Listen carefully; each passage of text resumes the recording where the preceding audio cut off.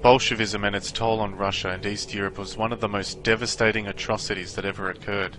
While most genocides are fairly recorded in the history books, the impact of Bolshevism and Marxism is very unclear for the most part. Those who died at the hands of Bolshevism did so silently, with the world either not caring or not knowing what really happened. Today, in this video, I will attempt to bring these atrocities to light, in loving memory of every single victim, Christian, European, or otherwise, who died at the hands of Jewish tyranny. A conservative estimate of the death toll sits at around 66 million, and that does not even include those who died during World War I or World War II.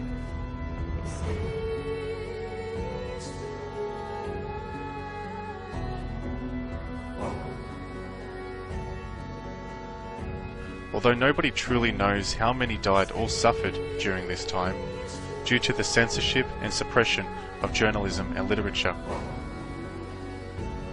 This video alone will not do the victims justice. My words alone cannot do the crimes justice at all. The crucifixion of Russia and East Europe will leave a scar that lasts forever. The crimes that occurred in these days are rarely discussed, actively avoided, whitewashed, and even dismissed. It is my hopes to bring their story to you, that they may serve as a reminder, but also to honour them in loving memory with the dignity and respect that they deserve.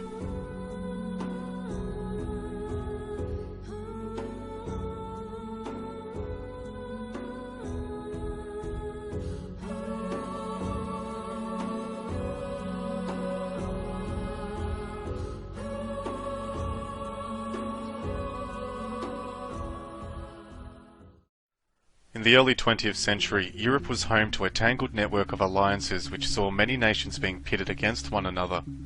Tensions increasingly grew over time, with nations attempting to use their alliances and power to seize control of other territories. By the turn of 1914, the European powers were divided into two coalitions: the Triple Entente, consisting of France, Russia and Britain, and the Triple Alliance, consisting of Germany, Austria-Hungary, and Italy. A little-known fact was the relationship certain leaders of European nations had with one another. Nicholas II, the Tsar of Russia, his wife Alexandria, Kaiser of Wilhelm of Germany, were all actually first cousins of King George V of the United Kingdom. Additionally, King George was a first cousin, through King Christian IX, of both Tsar Nicholas II of Russia and King Constantine I of Greece. George and Nicholas, however, are said to have been in particularly close, both of which kept a good relationship with one another. They are seen in many photos together dressed very similarly, perhaps showing off the fact that they could be mistook as twins. In one photo, the two monarchs are seen posing with their sons and respective royal heirs, Tsarevich Alexei and Prince Edward. What seemed to have been a family squabble, whether scripted or real, eventually led to World War I breaking out in 1914. The closeness that George and Nicholas had shared didn't seem to be enough to prevent this. There had already been several wars and battles fought in Europe over the centuries, and at that time, the Great War, later to be known as the First World War, was said to be the war to end all wars. However, this is really where our story begins. By the year 1915, there were many reasons presented as to whether America should join the war or not. The most inflammatory, perhaps, was the sinking of the Lusitania, a British passenger ship which had many American passengers aboard. Through the help of the Jewish-controlled American media, it became widespread knowledge that Germany had sunk this ship due to its hostilities with Britain. However, many historians now accept this act to have been a false flag, used as a provocation in getting America into the war. Equally significant, before the tragedy, Winston Churchill, who was an agent of the British Jewish banking elites, who at the time was the head of the British Admiralty, had ordered a close study to be done to determine what the political impact would be if a passenger ship was sunk with Americans on board. By the time America had joined the war, Japan and many other nations had done so also. This led to an all-out, banking-financed world war. It is said that perhaps Nicholas II did not perceive just how big this war was going to be, but with the war raging on, it soon became obvious. The Russian army, who was mostly made up of peasants and the working class, who were undertrained and not very well equipped, this resulted in many unnecessary deaths and food shortages that prolonged into 1916. By the 25th of June, Nicholas II, Tsar of Russia, issued a decree ordering the conscription of Central Asians and Southern Russians into the war, in hopes of bolstering the chances at defeating their opponents. From the very beginning of the war, orders were given locally for the expulsion of the Jews from army areas of Russia, specifically those who were on the front of war. One of the reasons behind this was due to them being known for conscription dodging, tax evading, and the crime of espionage. As testified by Dr. Pasamanik, a medic on the front during the war, quote, "Suddenly, throughout the area of the front and in all circles close to power, spread the rumour that the Jews were doing espionage," unquote. These accusations may not have come about without the help of German General Staff, which issued a proclamation calling on the Jews of Russia to rise up against their government. But opinion, supported by many sources, prevails that in this case it was Polish influence at work. In addition to accusations against the Jews living in these areas, the Jews were accused of cowardice and desertion. According to Alexander Solzhenitsyn in his book 200 Years Together, quote, "Of course, the Jews in the front could not break their ties with their neighbouring villages, interrupt the Jewish post, and turn into the enemies of their co-religionists.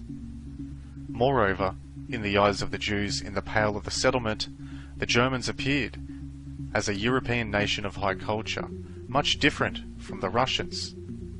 At that time, Times correspondent Stephen Graham reported, as soon as the smoke of a German ship appeared at the horizon, the Jewish population of Libava forgot the Russian language and began to speak German.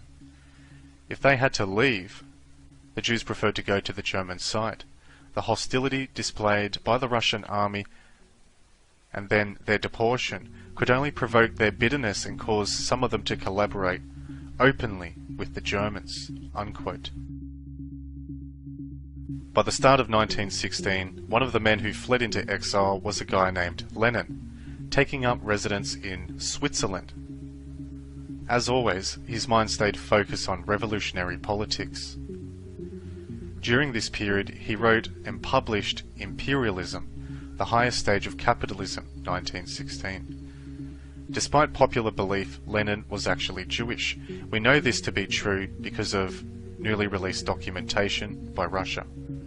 Lenin, whose real name was Vladimir Lilich Ulyanov, chose the pseudonym Lenin in 1901 following his Siberian exile for attempting to publish an illegal newspaper called The Workers' Cause. Lenin's grandfather and mother were Ashkenazi Jews. Under pressure by the communist government, Lenin's Jewish roots were kept secret until after his death. Lenin was also a crypto-Jew who tried to conceal his Jewishness by converting to Christianity in his early days, as did most of his family. He came from a poor Jewish family and was, according to his baptismal certificate, the son of Moses Blank, a native of Zhytomyr, a province of Ukraine.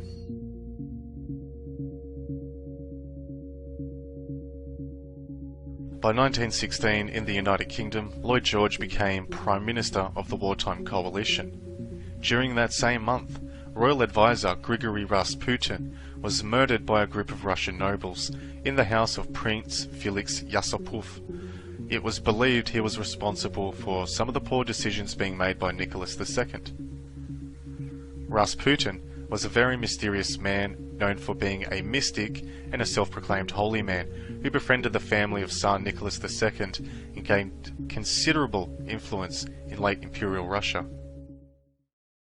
In the year 1917, One of the starting points of the Bolshevik Revolution, primarily piloted by Jews who hated Russia, came out of the closet during what is known as the February Revolution. On the 22nd of February, the workers at the Putilov plant in Petrograd went on strike. By the following day, a series of demonstrations were held, demanding the end of the Russian autocracy and the end of the Russian participation in World War I.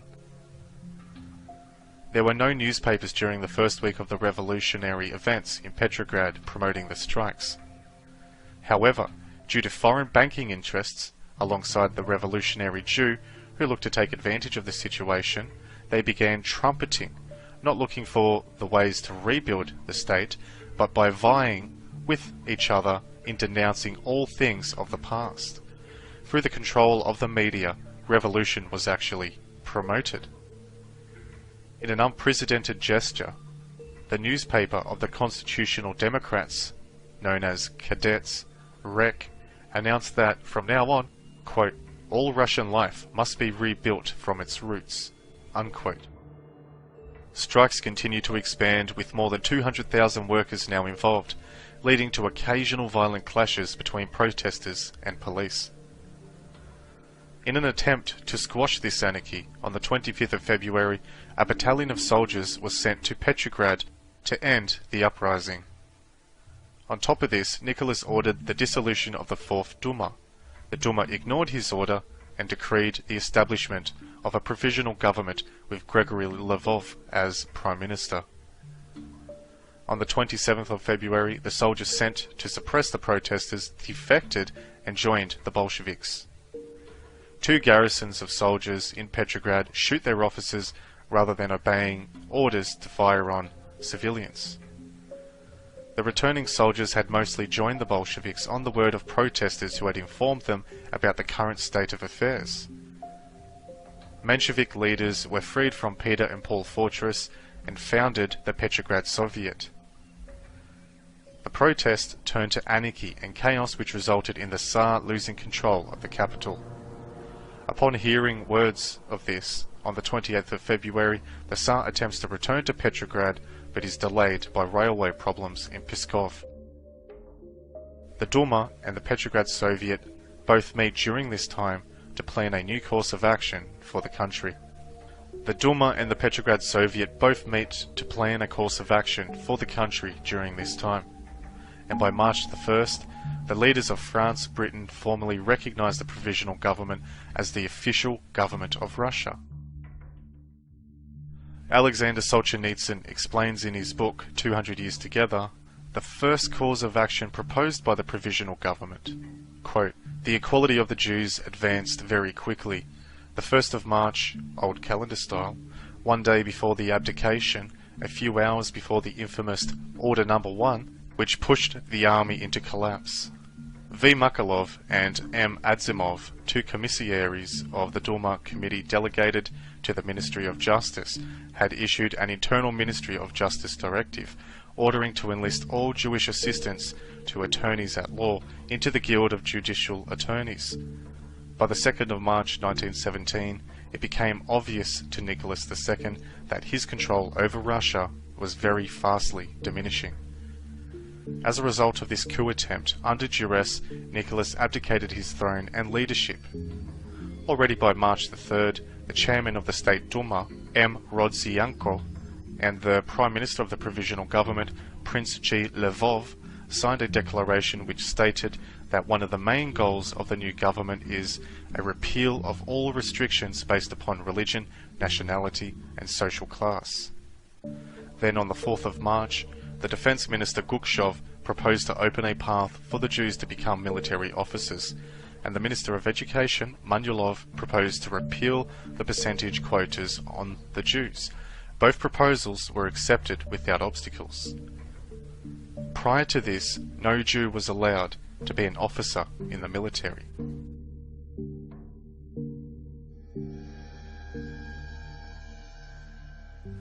By the time March came around, 1917, it became very obvious that this new revolution was looking more and more like a push for the political expediency of the revolutionary Jew.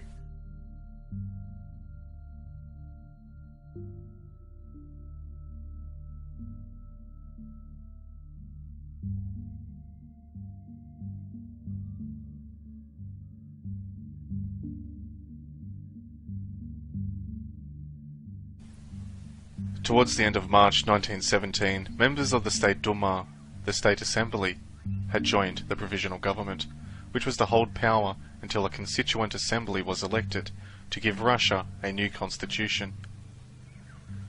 The Provisional Government at this time had no choice but to share power with the Petrograd Soviet, a council elected by workers and soldiers who engaged in the February Revolution.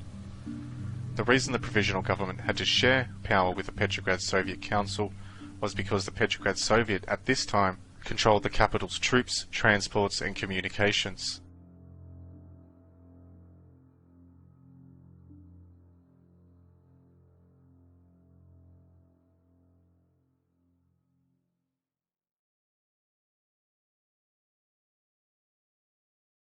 The Rothschild family had a formula which many of their allies supported. On one hand, Zionism, as a political movement, was gaining momentum. By getting America into World War I on the side of the British government, in turn, through the United Kingdom's Foreign Secretary Arthur Balfour, had promised to create a Jewish homeland in Palestine.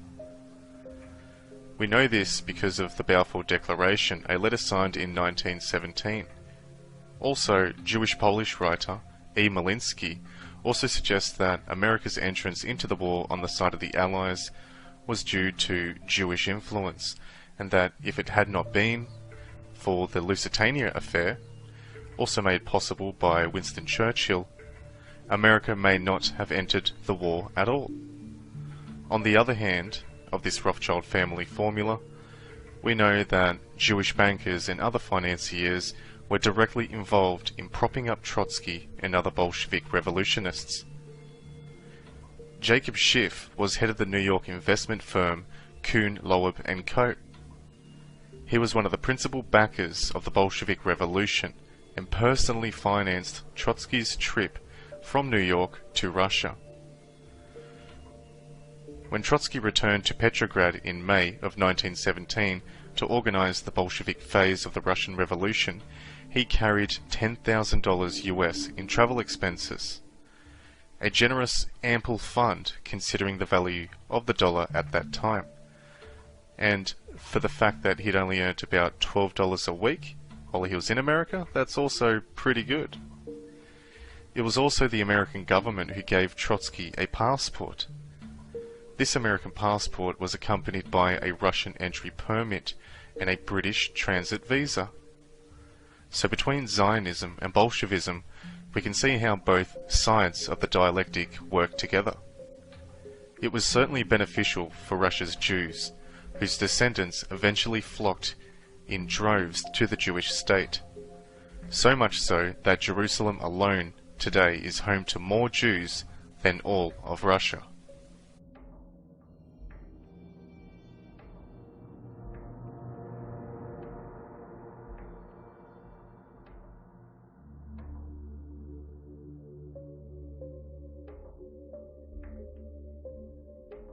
By the end of April, in what is known as the Wall Street Project, began in Russia and used the Red Cross mission and its operational vehicle to aid the revolution. However, this was not for humanitarian purposes, as there was only 4 doctors who were a part of this trip at the time. The real purpose of this mission was to offer financial support to the Bolsheviks. All expenses, including those of the uniforms, the members were all colonels, majors, captains, or lieutenants, were paid out of the pocket of William Boyce Thompson, a Jewish financier who was also a major donor to the Republican Party in the United States. Other notable people who were financing the Red Cross in America during this time included J.P. Morgan, Jewish banker, and Cleveland H. Dodge, Jewish financier. In exchange for raising funds, Wall Street asked for the Red Cross War Council, and on the recommendation of Cleveland H. Dodge, one of Woodrow Wilson's financial backers, Henry P. Davidson, a partner in J.P. Morgan Company, became chairman. During this time, both Guaranteed Trust and National City Bank had representatives in Russia at the time of the revolution. In June, a new Russian military offensive in Austria-Hungary ended in disaster, with 400,000 Russian casualties. This resulted in massive desertions and a collapse in army morale and discipline. In July, Russian soldiers and sailors in Petrograd mutinied. They were joined in the streets by Bolshevik support. This played to the advantage of the Bolsheviks, who opposed the war. Lenin and the Bolsheviks were a faction of the Marxist Russian Social Democratic Labour Party, who eventually became the Communist Party of the Soviet Union, who advocated at the time for land redistribution and the end to the war, all of which was being financed by Western banking elites, who sought to use the promise of prosperity for the common man as a tool to win over the hearts of Russian peasants, workers and soldiers. The ideology of Marxism didn't arrive organically or in a vacuum. It came about from a man named Karl Marx, whose real name was Chaim Herschel Mordecai.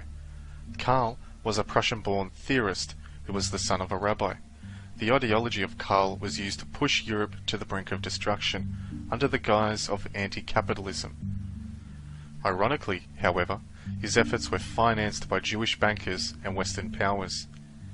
The ideology of Marxism still has its hold on Western countries even today.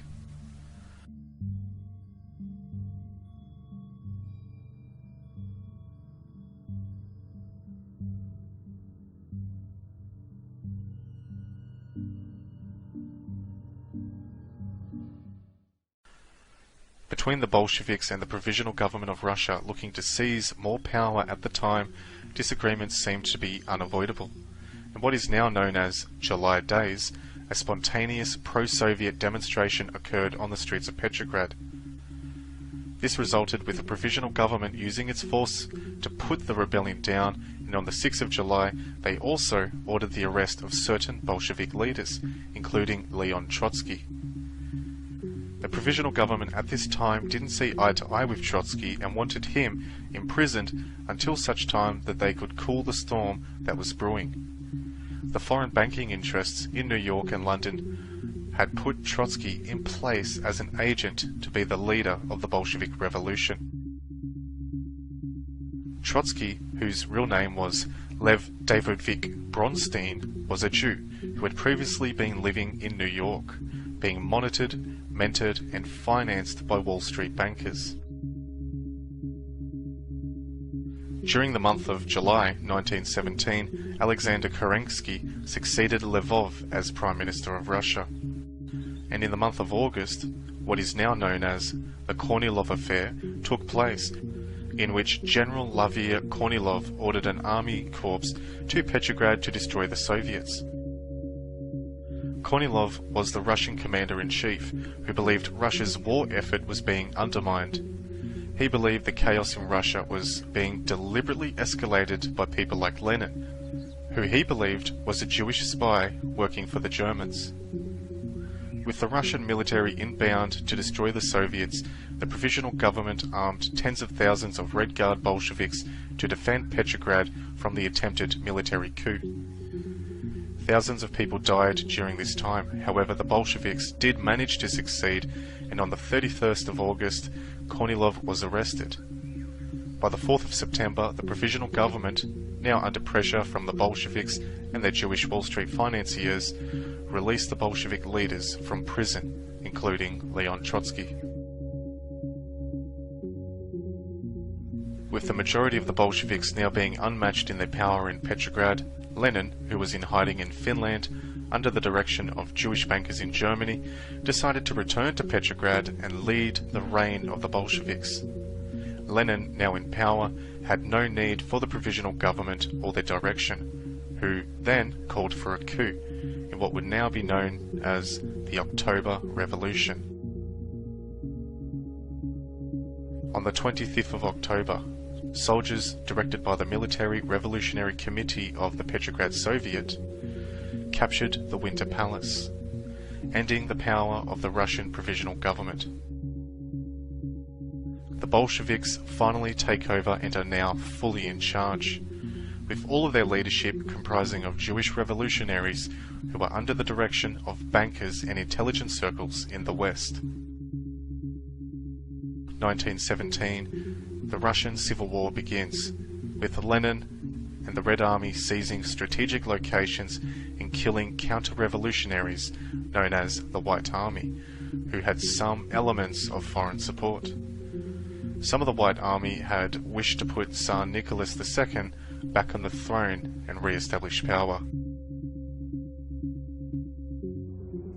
Due to an increased amount of people fighting for the Jewish-controlled Bolsheviks, a heartless methodology was implemented in the regions in and around Tambov City and Penza City to seize grains and crops during the summer. The Bolsheviks also seized livestock, farms, and their implements. These purposely imposed taxations and grain seizures were used as a psychological weapon of war to increase the levels of starvation in hopes of instigating native resistance, which would then provide a plausible excuse for the Bolshevik authorities to use lethal force against the population. Beatings and rape were also used as a weapon to put fear into the people and keep them in line when things got out of hand. In the city of Tambov, the Bolshevik authorities were also accused of deliberately leaving cartloads of grain in the open air to rot.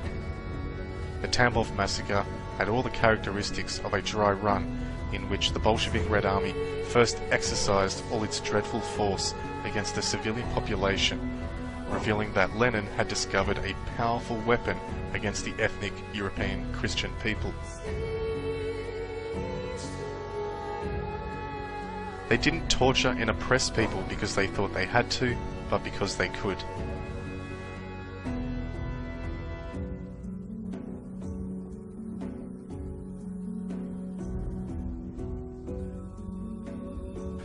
The Red Terror was a campaign of mass torture, murder, and systematic oppression conducted by the Jewish Bolsheviks during 1918. The Cheka and the Red Army executed numerous European farmers. At Odessa, the Cheka tied white officers to planks and slowly fed them into furnaces or tanks of boiling water. In Kharkiv, scalpings and hand flayings were commonplace.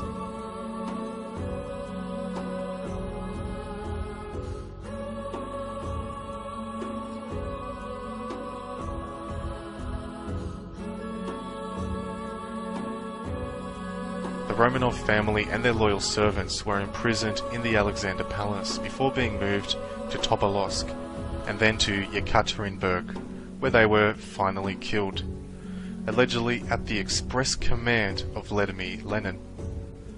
Despite being informed that the entire family suffered the same fate as its head, the Bolsheviks only announced Nicholas's death with the official press release that Nicholas Romanov's wife and son had been sent to a secure place.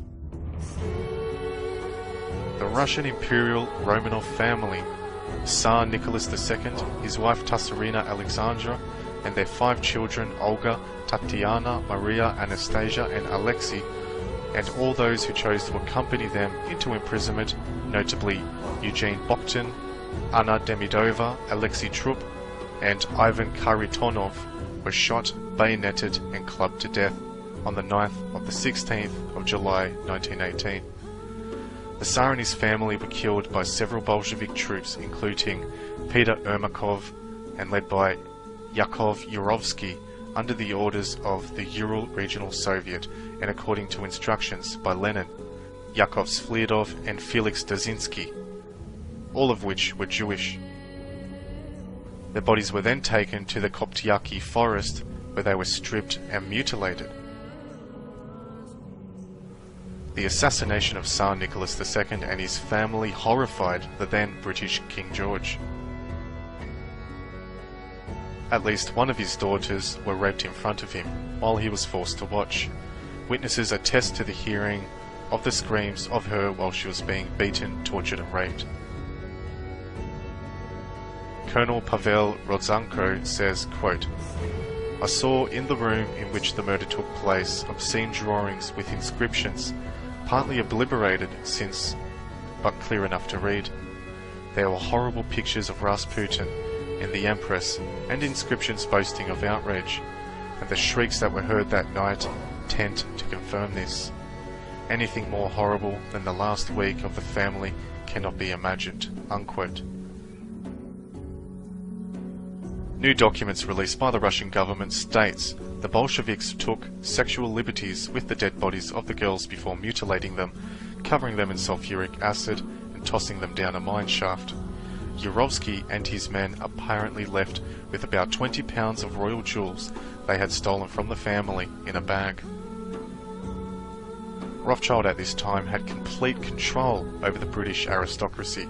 A combination between this and Jewish financing of the Bolsheviks resulted in the necessity of King George to turn his back on Nicholas II being murdered in a symbolically blood-libel fashion. On the 11th of November, the First World War officially comes to an end. An estimated 2 million lives were lost to this war, while a typhus epidemic and famine took the lives of around 10 million more. By the year of 1919, the Comintern, or Third International, is formed in Moscow, with the aim of spreading revolution all over the world. There seemed to be very little thought on grain production or the betterment of the Russian people, who had already been through so much devastation. During this time, the Latvian War of Independence breaks out, in which the Red Army invades Latvia and stages an offensive against the surrounding forces. The Soviet offensives met little resistance during this time, due to be taken by surprise. While this was occurring, another battle was being fought by the Bolsheviks in what is known as the Estonian War of Independence. In January, while these battles were being fought, the Bolsheviks executed many Christians and minor royals who had attempted to resist the Bolshevik takeover. Like the Romanovs, these royals were executed in brutal fashion, some of which were even crucified on a cross. In the midst of these Bolshevik-led offensives and slaughters, Finland decides to declare war on the Bolshevik regime in Russia. With Bolshevik forces being spread thin, this enabled the White Army to launch a surprise attack against the Red Army. In October, the White Army General Yudenich launches an assault on Petrograd that almost succeeds in capturing the city, which is a very critical point in the Civil War. However, after a month-long battle, Yudenich's forces are pushed back by the Red Army reinforcements and take refuge in Estonia. With the battle won, the Estonian War of Independence, which resulted in around 5,000 people being murdered by the Bolsheviks, came to an end. Soviet Russia signed the Treaty of Tartu, renouncing most claims on Estonian territory. The agreed frontier corresponded roughly with the positions of the front line at the cessation of the hostilities. In October 1919, Lenin paid a secret visit to the laboratory of great physiologist I.P. Pavlov, a Russian physiologist known chiefly for the concept of conditional reflex. In his classic experiment, he found that a hungry dog can be trained to associate the sound of a bell with food and will salivate at the sound even in the absence of food. Lenin wanted to find out if his work on the conditional reflexes of the brain might help the Bolsheviks control European behavior. Quote, "I want the masses of Russia to follow a communistic pattern of thinking and reacting," Lenin explained.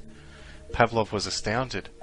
It seemed that Lenin wanted him to do for humans what he had already done for dogs. Quote, "Do you mean that you would like to standardize the population of Russia? Make them all behave in the same manner?" he asked. "Exactly," replied Lenin. "Man can be corrected. Man can be made what we want him to be." Unquote. Not only did the Bolsheviks engage in a physical war, but also a psychological one. They wanted all of the people of Europe to respect them, whether through fear or through consent. By February 1920, with many successes of the Bolsheviks, the White Army commander Kolchak is captured and executed.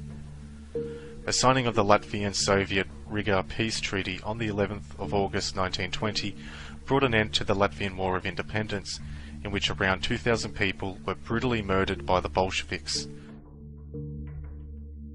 In battles being ended on two fronts, the Bolshevik and the Red Army were able to put their sights on other targets. This included the invasion of Azerbaijan, Bukhara, and Armenia.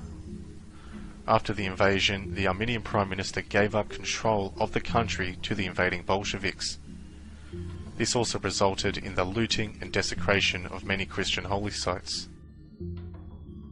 By the end of 1920, in November, General Wrangel's White Army, under siege from the Reds in Crimea, evacuate via the Black Sea. At this time, most major fighting in the Civil War is concluded, although localized skirmishes and peasant uprisings still continue. By the beginning of 1921, the ruble had lost 96% of its pre-war value. Industrial production has fallen to 10% of its 1913 level. The population of Petrograd has fallen from 2.5 million in 1917 to 600,000 in 1920. However, due to the Bolsheviks' lust and greed for power, very little thought was put into empowering the people of Russia. Following the events of rapes, executions and beatings being imposed on the Russians in the area of Tambov, resistance grew rapidly.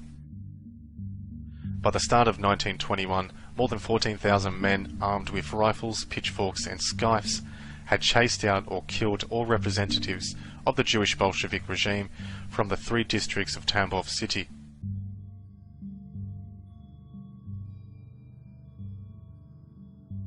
In the space of a few weeks, this specific native resistance, which at first could not be distinguished from hundreds of others that had broken out all over Russia and Ukraine over the previous 2 years, was transformed into a organized uprising under the inspirational leadership of a first-class patriot, Alexander Stepanovich Antonov. Alexander Antonov was a Christian man who gave many in the area hope of overcoming the persecution imposed on them by the Bolsheviks. The European inhabitants flocked by the thousands to join Antonov's army, which at its peak numbered more than 50,000. However, this hope and desire for peace and prosperity was very short-lived. After the defeat of Wrangel in the Crimea, the number of Red Army troops deployed to Tambov province quickly reached 100,000. Henceforth, the Red Army used heavy artillery, armoured trains, and engaged in the summary execution of civilians. By the end of March, Britain and many other nations signed a bilateral trading agreement with Russia in hopes that lifting trade blockades would serve to benefit all nations involved. These trade agreements was another way of the bankers in the West getting money to the Bolsheviks, who at this time had dominant control over Russia. From the end of June 1921 until the fall of autumn 1921, chemical weapons developed and weaponized by Jewish chemist Fritz Haber during World War I were used by the direct order of Communist Party and Bolshevik Red Army leadership. Order number 171, dated 11th of June 1921 and signed by Vladimir Overzenko, shows clearly the sorts of methods used to pacify Tambov province. It stipulated: 1. Shoot on sight any citizens who refuse to give their names. 2. District and regional political commissions are hereby authorized to pronounce sentence on any village where arms are being hidden, and to arrest hostages and shoot them if the whereabouts of their arms are not revealed. 3. Wherever arms are found, execute immediately the oldest son in the family. 4. Any family that has harbored a bandit is to be arrested and deported from the province. Their possessions are to be seized. The eldest son is to be executed immediately. 5. Any families sheltering other families who have been harboring bandits are to be punished in the same manner, and their oldest son is to be shot. 6. In the event that the bandit family has fled, their possessions are to be redistributed among peasants who are loyal to the Soviet Bolshevik regime, and their houses are to be burned or demolished. 7. These orders are to be carried out rigorously and without mercy.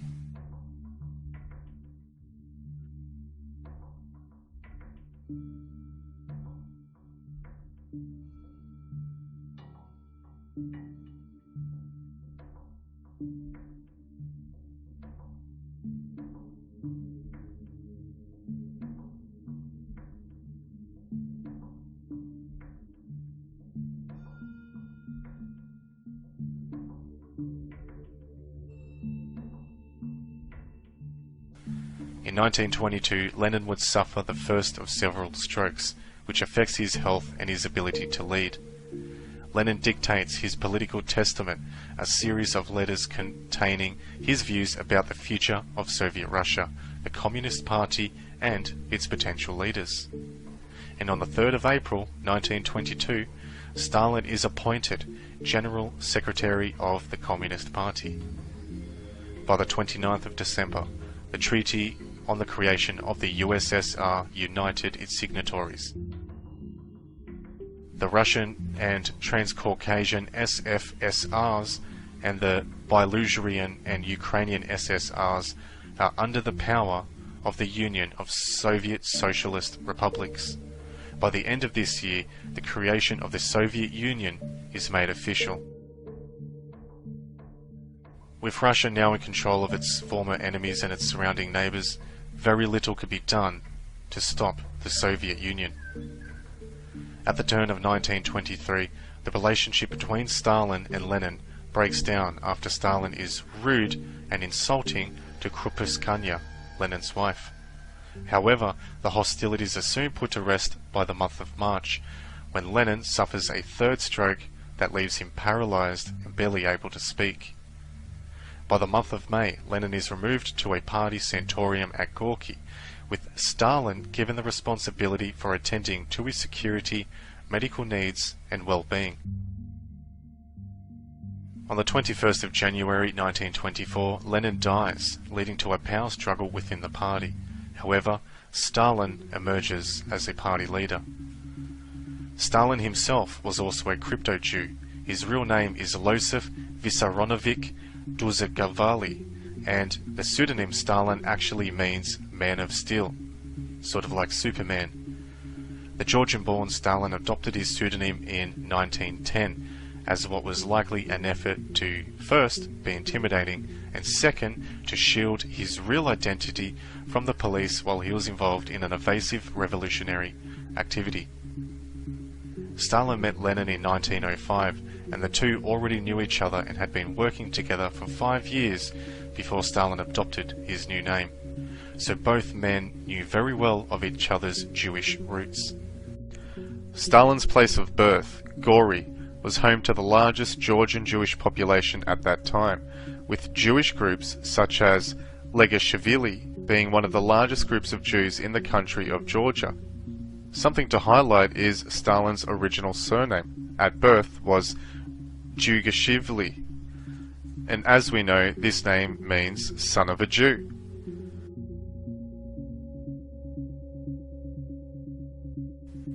It is also known that Joseph Stalin had at least 3 Jewish wives, which meant that his children were also Jewish. He also spoke Yiddish around his family.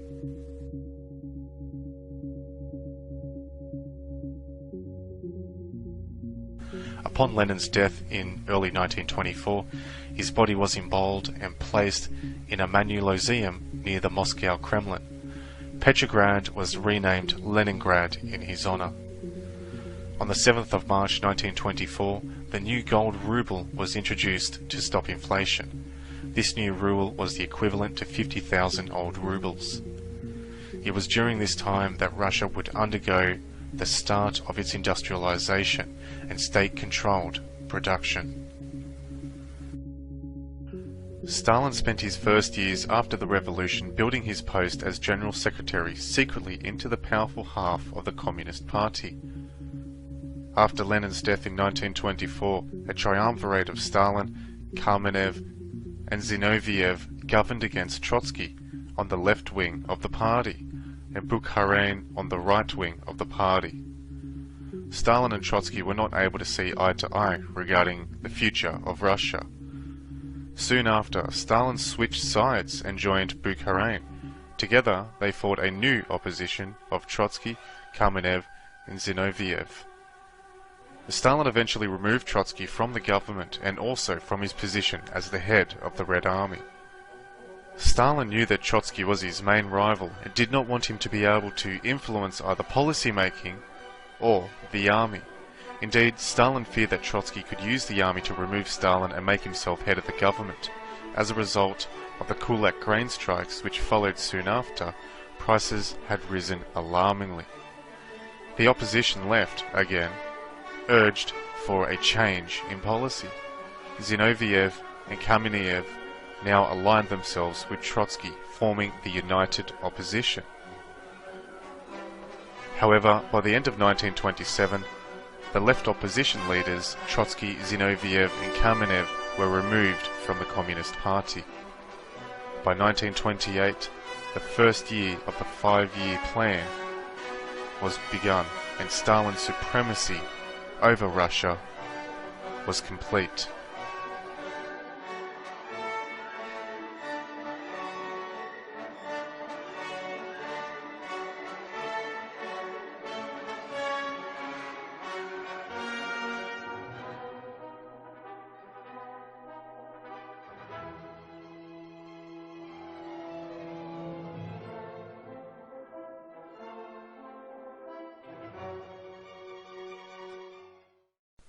Despite anti-Semitism being punishable by death in Soviet Russia at this time, Stalin was often accused of anti-Semitism, as he did implement measures to limit Jewish influence within his military officer ranks and political ranks. However, this was not out of hatred of Jews, as Stalin himself, who was a Jew, was still very much working towards the political expediency and the progress of those Jews who laid before him after the Bolshevik Revolution, but rather as an attempt to rid the party of any Trotsky influence that may have remained behind. Since it was Trotsky himself who put the generals in the army, it seemed like a good idea to Stalin. It wasn't the Jewishness that Stalin was distancing himself from, but the method of outcome. Trotsky had a global end goal, which Stalin initially shared even after Lenin had passed away. However, Stalin eventually transitioned himself to a more nationalist outlook and was more concerned with internal industrialization. To call Stalin anti-Semitic would be a dishonest assertion, as at least up until 1934, according to published statistics by the Soviet Union, 38.5% of those holding the most senior posts in the Soviet security apparatus were of Jewish origin, with many more being Freemasons. Respected Jewish historian Sebag Montefiore writes in his book Court of the Red Star that, quote, "When the communist killing machine worked in full force, Stalin was surrounded by beautiful young Jewish women," unquote. Prior to the creation of the CIA, it is now known that the Soviet Union and the United States were both being heavily directed by Jewish bankers on Wall Street and London about a build-up to World War II. Both the American government and the Russian government remained in secret communications through diplomatic back channels during this time. Also, Baron Edmund de Rothschild visited Stalin on numerous occasions during these years. By the end of 1928, Stalin introduced the first 5-year plan. Steel and iron production were to be increased considerably, as was the production of energy and tools. To achieve his aims, factories were to name and shame those who did not meet required production quotas. Workers who spoke out, slackened off, or fell ill were tortured and executed. During this time, the Central Committee stated that the state government had the right to exercise guidance over literature. This effectively introduced censorship over literature and the suppression of the media.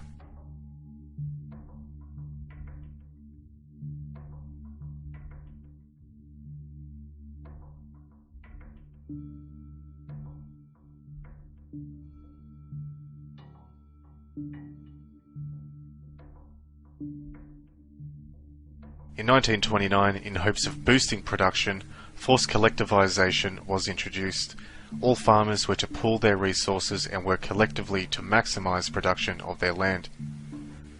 They were to work under the strict supervision of a staff of 25,000 workers who reported directly back to the Central Committee. A very harsh level of psychological warfare was also intact, in which farmer would dob in farmer in order to improve his production outgrowth. By November 1929, Matvei Berman, the son of a Jewish brickyard owner, had developed the Gulag system of concentration camps that defined Lenin's most cruel revolutionary terror, and in 1913 became deputy chief. The Gulag of the NKVD's system of forced labour and extermination camps. Any person suspected of disagreeing with the Jewish Bolshevik government could be kidnapped by the secret police or the Cheka and deported to a Gulag.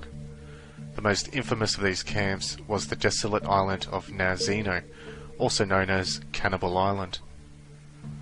Among the many atrocities, women and children were raped, tortured and butchered.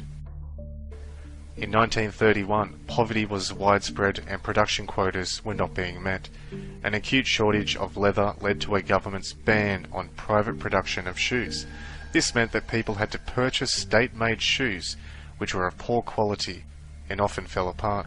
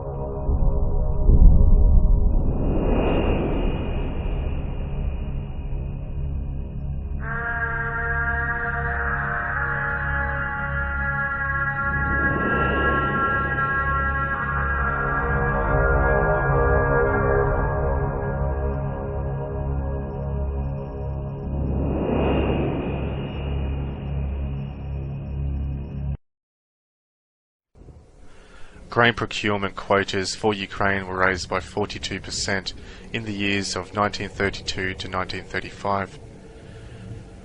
Ukraine was the most productive agricultural region in the Soviet Union. Nevertheless, the raising of quotas meant that there would not be enough food for the people of Ukraine. Despite the fact that people were literally starving to death, the Soviet policy of not allowing peasants access to food produced by the collective until quotas had been met meant that around 7 million people starved to death. This period in time became known as the Second Holodomor. Desperation was so severe that many peasants resorted to cannibalism and suicide. According to the surviving eyewitness accounts, Ukrainians survived on anything they could find, from the blossoms of acacia trees to the rotting flesh of cats and dogs, even to grass. For those who worked in the cities, life was not much better. Working conditions worsened with the introduction of a 7-day working week and unsafe conditions. Stalin claimed that equal wage was not possible in this time and that incentives were necessary in order to boost production. This meant that those that failed to meet targets were exiled, put in the Gulag, or executed as an enemy of the state. When listening to the stories and testimonies given by survivors and eyewitnesses, the harsh reality of the Second Holodomor is just too much to even imagine. It was one of the worst atrocities ever committed in modern history. Unlike most genocides, this was a slow and painful kill, with no hope or mercy. My words alone simply cannot do it justice. The psychological aspect of this alone is enough to make anybody's heart break. The Second Holodomor was not driven by greed alone, but hatred. To quote Alexander Solzhenitsyn, quote, "You must understand, the leading Bolsheviks who took over Russia were not Russian. They hated Russians. They hated Christians. Driven by ethnic hatred, they tortured and slaughtered millions of Russians without a shred of human remorse. It cannot be overstated. Bolshevism committed the greatest human slaughter of all time." The fact that most of the world is ignorant and uncaring about this enormous crime is proof that the global media is in the hands of the perpetrators. Unquote. Found on the Holodomor Research and Education Consortium website, there is a poem called "Through the Eyes of a Child." Quote, "In the 1920s, 1930s, the people of Ukraine lived north of the Black Sea on beautiful terrain. The villages, cities, towns and farms, trees and flowers grew all around.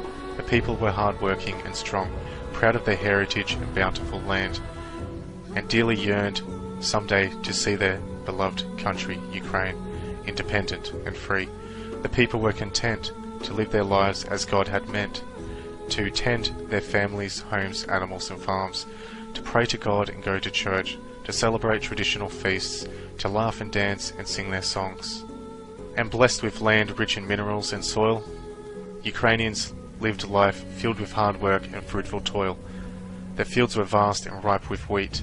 The land was rich, black soil ran deep. They grew all manner of food to eat, cabbages, fruit, berries and beets, sunflowers, turnips, grains and seeds. And everyone in Europe knew that the Ukrainian breadbasket grew, the richest grain and golden wheat, that weaved and danced upon the wind, and pushed its stalks towards the sun. Baskets were filled and stored away. Food would be needed each wintry day. At harvest's end, the people prayed to thank God for all he gave. They also prayed in the dark of the night that no one come to take away that which belonged to them each day. But in their hearts Ukrainians knew the enemy not far away was coming closer every day. The communists from Russian lands formed into new dangerous brands. They came to force all farmers to forfeit their lands and join collective farms. With guns in hands, the enemy came, in trucks and tanks, on horses too, in wagons, trains and on foot. By threat of force they swarmed the land.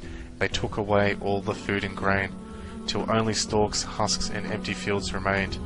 The people knew not where to turn, as hunger took its terrible toll. Day by day the sadness grew. The sorrow, fear and despair they felt was beyond all words to tell. Mothers held their children's heads and pressed them close upon their hearts to hush their cries that they had no milk or food to give, and many people died on their beds. People searched and hunted for food through meadows, woods and fields. They took whatever they could find to eat, leaves, seeds, grass, even tiny birds. But as time went by, no matter what they did, however hard they looked and searched, all their precious food was gone. Still, people prayed upon their knees and asked for help in their great need. Candles lit in the dark of night, they begged for their help in their desperate plight. But no help came from far or near, and soon became very clear. Roaming the land like ravaging wolves, the horror of the famine was here. Over the land all you saw were bloated bodies lying there, starving children and people dying. Death's grim reaper hovered everywhere. The land which once was golden and bright turned into darkness overnight, ravaged by crops torn out of the ground, tears mingled with blood to stain it brown. All across East Ukraine, crosses and graves covered the terrain. Death didn't care if you were big or small, bodies lay dead where they fell. Few were left to mourn them all. After the ruthless communists came, millions of people died in Ukraine. Borders were sealed as though with a shroud. Help for Ukraine would not be allowed. No nation would answer her plea. The world would not know or see the hunger and genocide brought to be by the communists in 1933. No one answered Ukraine's call. No one heard and no one saw. Millions of Ukrainians fall. And that is a poem describing the Second Holodomor. There was truly no limitation to who could be persecuted by the Bolsheviks. Children, the elderly, women, you name it.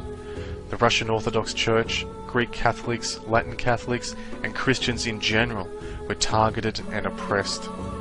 From those who were living through these times, it must have surely looked like the end of the world.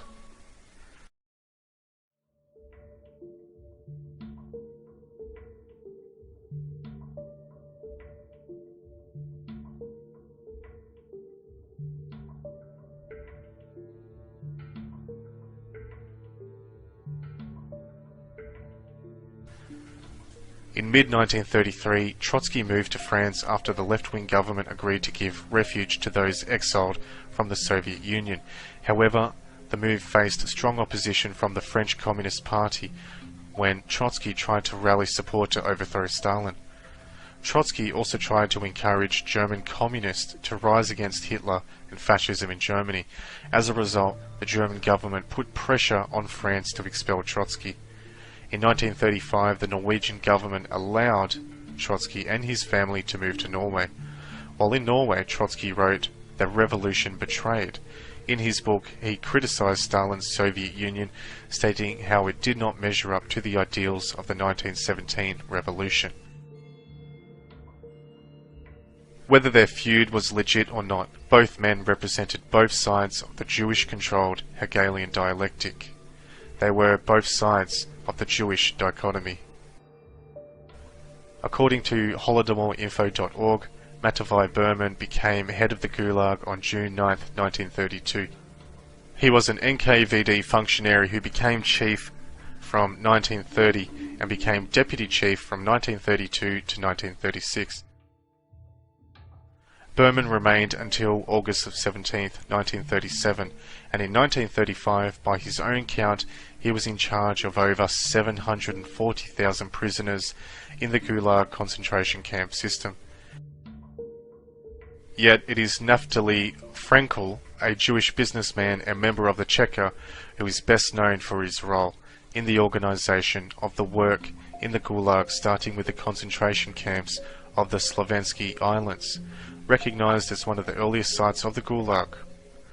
Frenkel personally invited the notorious "you eat as you work" system, also known as the nourishment scale. Like the larger scale Holodomor genocide, murder by starvation, this destroyed weaker prisoners in weeks and introduced a phenomenal death toll, greatly supporting Lenin's bloody war of extermination. Nikita Khrushchev also played a very significant role in the Holodomor genocide of 1932 to 1933. On the basis of performances in that Bolshevik-engineered famine in 1934, he was promoted to a full member of the Communist Party of the Soviet construct. 476 different camps that were part of the Gulag system have been discovered by historians, dispersed throughout the territory of the Soviet Union. However, most of the actual Gulag concentration camps were located in Siberia, perhaps the most brutal part of the Eurasian continent, where prisoners were sent to suffer the harsh conditions, freezing cold temperatures without proper heating. Most people were worked to death, starved, or freezed to death. It is not known how many people died in the Gulag systems, but it is estimated that over 1 million people died or were killed in these concentration camps, which is more than all American combat deaths in every war the United States has ever fought in. Just think about that for a moment. Every evening in Kolyama concentration camp, the guards would read out the names of those who would be shot that night, before taking them out to be executed. Once, 169 men were shot and their bodies were unceremoniously thrown into a pit. Their bodies were found encased in ice in 1998, fully clothed and intact. These Gulag systems also had the financial backing of Jewish bankers in New York and London. These Gulag systems also became the envy of the West. By the end of 1935, the age of legal responsibility was lowered to 12 years old by Stalin. This meant that children over the age of 12 could be treated like adults and exiled or executed if they were deemed to be guilty of crimes against the state.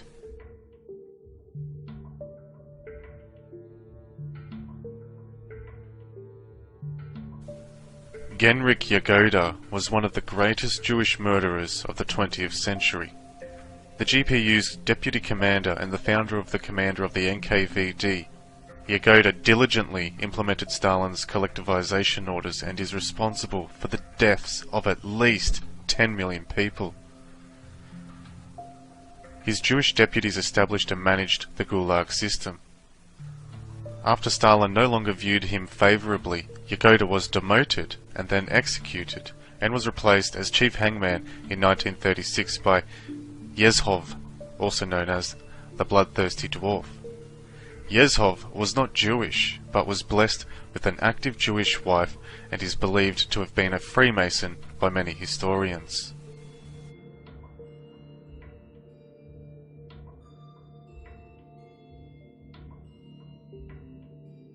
In unseren Augen muss der deutsche Junge der Zukunft blank und rank sein, flink wie Windhunde, zäh wie Leder und hart wie Kruppstahl. Was wir uns unter der deutschen Jugend der Zukunft wünschen, ist etwas anderes, als das die Vergangenheit sich gewünscht hat. Wir müssen einen neuen Menschen erziehen. Was es uns gelang, dem deutschen Volk eine neue Idee zu geben und dieses Volk in diese Idee zu einen und zu einer neuen Lebensform zu führen. Dies ist die größte Tat dieses Jahrhunderts für unser Volk. Erst einmal in der Geschichte unseres Volkes wird ein Reich gebaut aufgrund des Willens des Volkes selbst.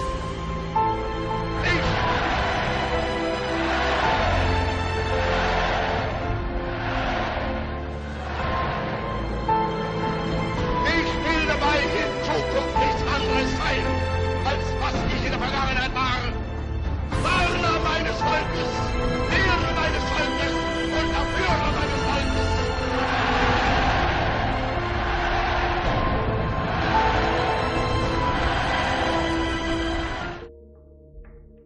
In 1936, censorship of literature increased.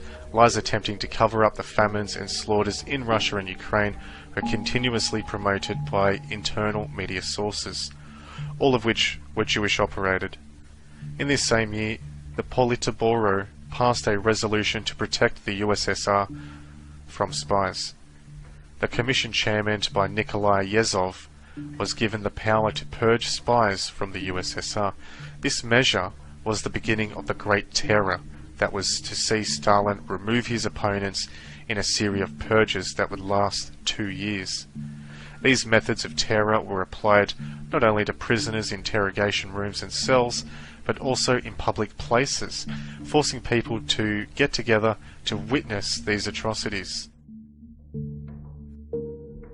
Stalin, during the years that led up to the start of World War II, started to grow with paranoia about Trotsky. Trotsky, who had been sentenced to death by the USSR, was offered refuge in Mexico. Stalin, concerned by the fact that the Red Army had been established by Trotsky and that many generals had been appointed by Trotsky, purged the army. 8 generals confessed to treason following torture and were executed.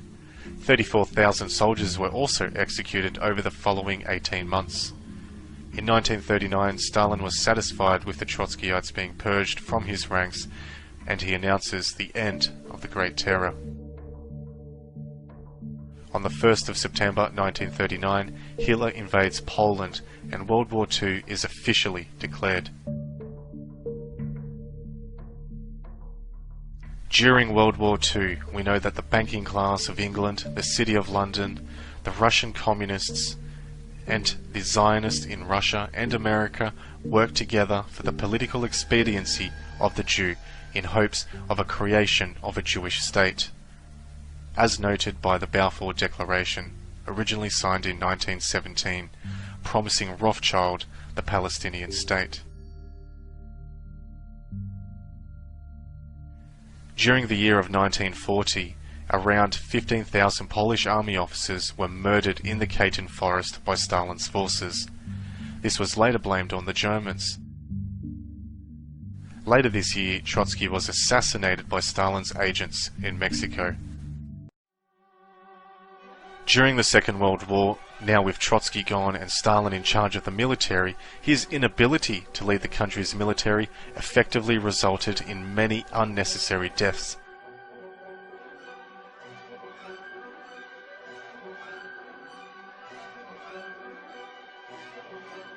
The total number of Soviets killed as a result of war exceeded 20 million people.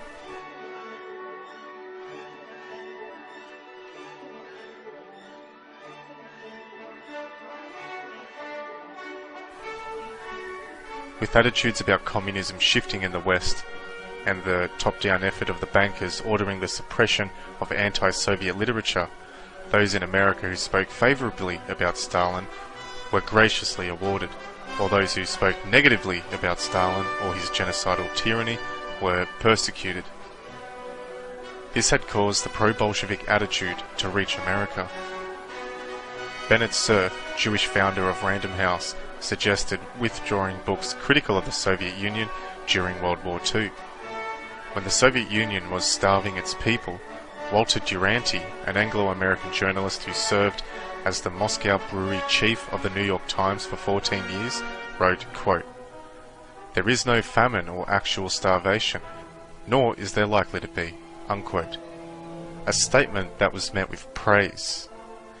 Duranty also received the Pulitzer Prize. The Pulitzer panel commended him for his reports marked by scholarship, profundity, impartiality, sound judgment, and exceptional charity.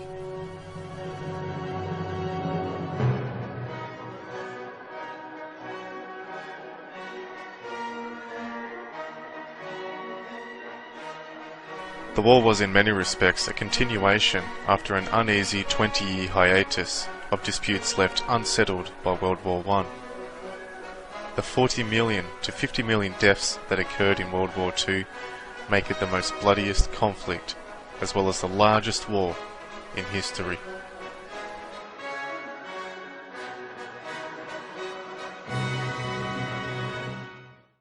The Yalta Conference, also known as the Crimea Conference, was held from the 4th of February to the 11th of February 1945. This was the World War II meeting of the heads of the government of the United States, the United Kingdom, and the Soviet Union, which was designed to decide on the final strategy of the war against Germany and Japan and settle the post-war future of Europe. The three states were represented by President Franklin D. Roosevelt, Prime Minister Winston Churchill, and Premier Joseph Stalin. The United States military-industrial complex, through President Roosevelt, who died only 2 months after the conference, was all too happy in handing over Poland and the rest of East Europe to Stalin. Many of these countries became communist countries after World War II and the build-up of the coming Cold War. The cooperation between the Soviets and the Western powers during this time should be duly noted, as it would be mostly forgotten by most. The fact of the matter is, both sides of the dialectic were being set up strategically by Jewish banking elites. However, with the aid of America, the British forces, the Russians were able to defeat the Germans during the war. Germany signed an unconditional surrender agreement ending the war in Europe on the 9th of May 1945. Soviet workers were given the day off. For many, it was the first day off they had in years. Throughout the war, they had been expected to work 12 to 18-hour shifts 7 days a week. By the end of World War II, the Soviet prisoners of war held by Germany were returned. against their will. Stalin deemed them guilty of not following his orders to evade capture, and they were all exiled to Siberia, where most of them died. In 1946, Winston Churchill made his famous Iron Curtain speech, where he warned the Western powers against the expansionist aims of the Soviet Union and stated that an Iron Curtain had descended across Eastern Europe. This would eventually start up the Cold War and the nuclear arm race. Despite the fact that Winston Churchill not only passively accepted Poland and Eastern Europe being handed over to the Soviets only a few years prior, he played a major role in facilitating for the political expediency of the Jewish Soviets and the political Zionists many years ago. Winston Churchill was not concerned about a Cold War. This was a plan all along, and Churchill was merely playing his part. With World War II now ended, the Soviets became victorious. One would assume that this would mark an end of the industrialization, famines, and unnecessary killings. However, the year of 1946 brought in what would be known as the Third Holodomor.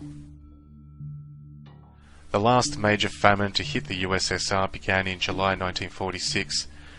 It reached its peak in February through to August 1947, and then quickly diminished in intensity, although there were still some famine deaths in 1948. Economist Michael Ellman claims that the hands of the state could have fed all who died of starvation. He argues that the policies of the Soviet regime being different, there might have been no famine at all, or at least a much smaller one. Ellman claims that the famine resulted in the estimated 1 to 1.5 million lives lost, in addition to secondary population losses due to reduced fertility. Once the war was over, the Russian concentration camps filled back up, and this time to even greater numbers.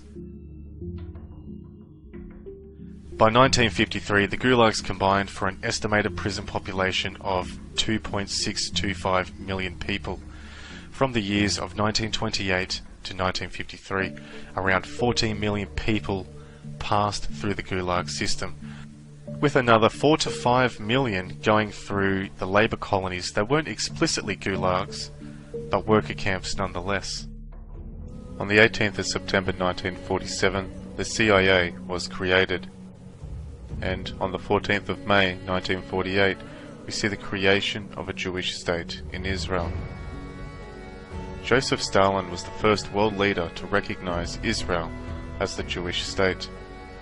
Stalin was also very happy to help the newly found state of Israel by sending the Jewish NKVD down to help along with money and supplies during its initial founding. Despite the Cold War brewing in full view of the public and the psychological warfare being waged against its peoples, both the Soviets and the Western powers of the United States and the United Kingdom were all equally instrumental in furthering the goal of Zionism and the establishment of a Jewish state, with David Ben-Gurion, a Jewish terrorist who came from Russia-controlled Poland in his youth, as its leader. David Ben-Gurion was also part of the Jewish-Russian Revolution of 1905 and was in communication with Winston Churchill throughout the years that led up to the Rothschild banking establishment of a Jewish state in occupied Palestine. By the end of 1948, Stalin had been nominated for a second Nobel Peace Prize. With the Cold War theatre raging on and the Hegelian dialectic at full work, we see a new age of social engineering which has become very clear in the media, which is still present there today. And on the 5th of March 1953, Stalin dies. The ideology of Bolshevism and Marxism is still alive and well today in the West. They serve as a tool of international Jewry to undermine its host nation. An example of this can be seen in the Republican Party of the United States. These neoconservatives are pushed by the very same people that financially sponsored Trotsky. The militant misotheist worldview pushed by Lenin is also very much alive in the Democratic Party. communism was always a Jewish tool used to purge Christianity and freedom. Although it is believed the Soviets lost power years ago, the Jewish hand behind it is very much alive today. The Soviets and their system of psychological warfare never disappeared. The psychological warfare being waged against us all is very much the remnants of communism that served to enslave us without a single shot being fired. Are we unconsciously buying into a system of slavery, technocracy, militant misotheism, martial law, a hatred of God? Are we doing so under the guise of freedom, innovation, and peace and security? If you enjoyed this video, please be sure to give it a thumbs up. Share it around on your favourite social media platform, and don't forget to subscribe to the channel if you're new. If you want to support our content, you can hit us up on our Patreon page, where you can support us for as little as $1 a month. I also want to thank everybody who's currently on our Patreon page. If you have any feedback you would like to share with us, please be sure to drop it in the comments section below. Thanks for watching.